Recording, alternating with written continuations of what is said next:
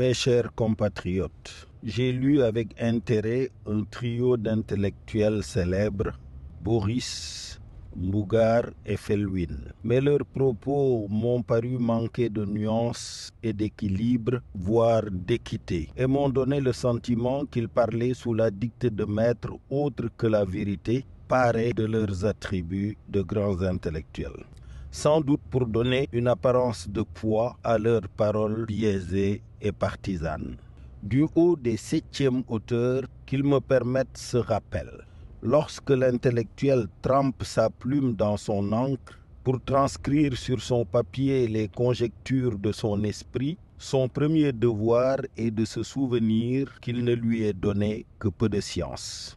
C'est seulement sous la contrainte de cette humilité qu'il doit s'adresser à un peuple de lecteurs où séjournent des doués d'intelligence anonymes et silencieux, capables de détecter leurs motivations les plus secrètes et les commandes qui les actionnent. Le Sénégal est une grande nation démocratique qui peut connaître par moments des crises violentes, comme la France et ses gilets jaunes ou les États-Unis et leur attaque du Capitole.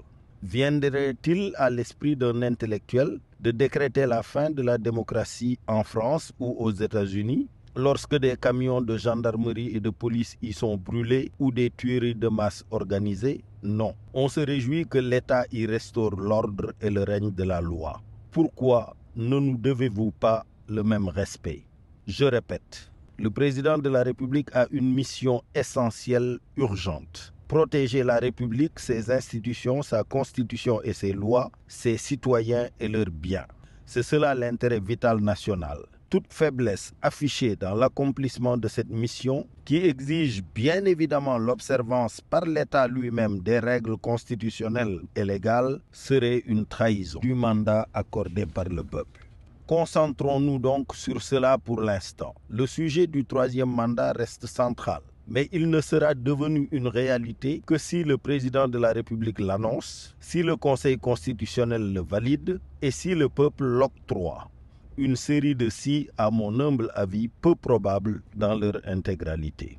Souvenons-nous également que l'histoire humaine est remplie de cités détruites dont les archéologues ne nous ont pas encore révélé les secrets des ruines. Ces cités ont eu en commun le règne de l'injustice. Si un citoyen, parce que leader politique, s'autorise le droit d'insulter les juges et les forces de sécurité et de défense, de menacer de mort le chef de l'État, d'appeler ouvertement à l'insurrection et de rester libre, il n'y a pas d'État, il n'y a pas de justice. Si un citoyen peut impunément calomnier et diffamer d'autres citoyens, il n'y a pas d'État, il n'y a pas de justice. Si un citoyen peut user de son leadership pour s'octroyer les faveurs d'une jeune mineure et refuser de se soumettre à la justice de son pays, il n'y a pas d'État, il n'y a pas de justice. Si un chef d'État, après 2 mandats consécutifs, s'extirpe du nul ne peut constitutionnel et impose à son peuple un 3e mandat,